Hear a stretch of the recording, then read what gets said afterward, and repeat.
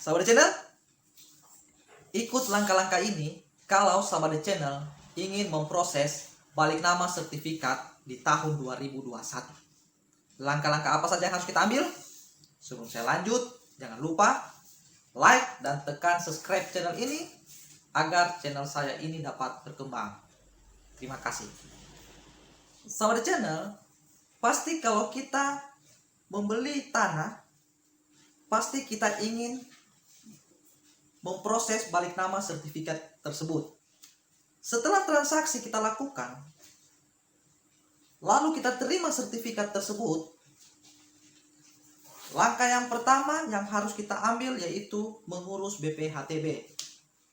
Di dalam mengurus BPHTB ini tahapannya. Kalau kita balik nama, BPHTB itu biasanya pembeli yang menanggung. Ya, kita urus pertama BPHTB-nya.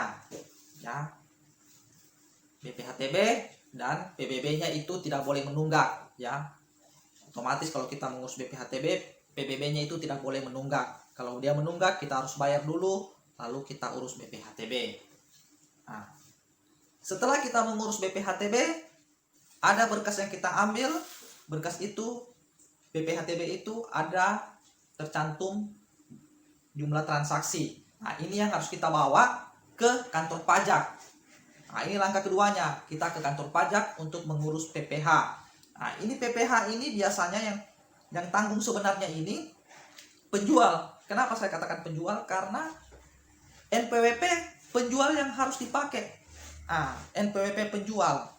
Nah, ingat, NPWP penjual. Tetapi ini adalah harus kita lewati juga tahapannya. Nah, jadi tergantung kesepakatan, ya. Nanti itu tergantung kesepakatan antara penjual dan pembeli, siapa yang membayarnya, ya. Tetapi di lapangan NPWP penjual yang harus dipakai, NPWP penjual. Nah, kita ke kantor pajak. Nah, di kantor pajak kita minta yang namanya itu e-billing untuk pembayaran PPH, ya, pembayaran PPH. Dan pembayaran PPH itu setelah kita dapat kode e-billingnya dari kantor pajak, PPH kita bayar di kantor pos, ya, di kantor pos. Biasanya itu di kantor pajak juga itu ada kantor pos. Nah, setelah selesai kita membayar PPH, kita ke kantor notaris.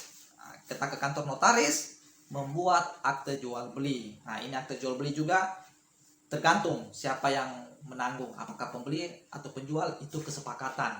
Nah, akte jual beli itu kalau sudah tadi itu BPHTB, PPH sudah selesai, nah, baru kita membuat akte jual beli. Nah, sahabat channel ingat, kalau dia sertifikat baru dipecahkan, dan ingat ini baru dipecahkan atau sertifikat baru, itu ada namanya biaya pengecekan. Biaya pengecekan yang dilakukan oleh kantor notaris.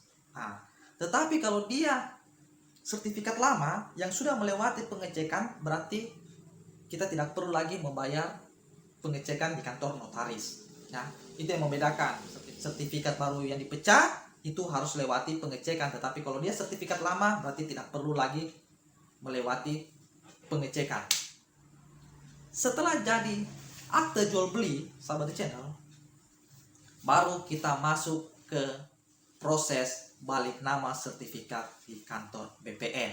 Nah, ini tinggal sahabat channel mau lewat kantor notaris untuk dibalik nama, atau sahabat channel langsung ke kantor BPN. Nah, untuk balik nama sertifikat tanah kita dengan membawa akte jual beli asli, ya, kita ke kantor BPN. Tapi kalau sahabat channel tidak mau repot, ya langsung saja kantor notaris yang proses untuk balik nama sertifikat tanah. Nah, sahabat channel, itulah langkah-langkah yang harus kita lewati di dalam memproses sertifikat tanah untuk dibalik nama.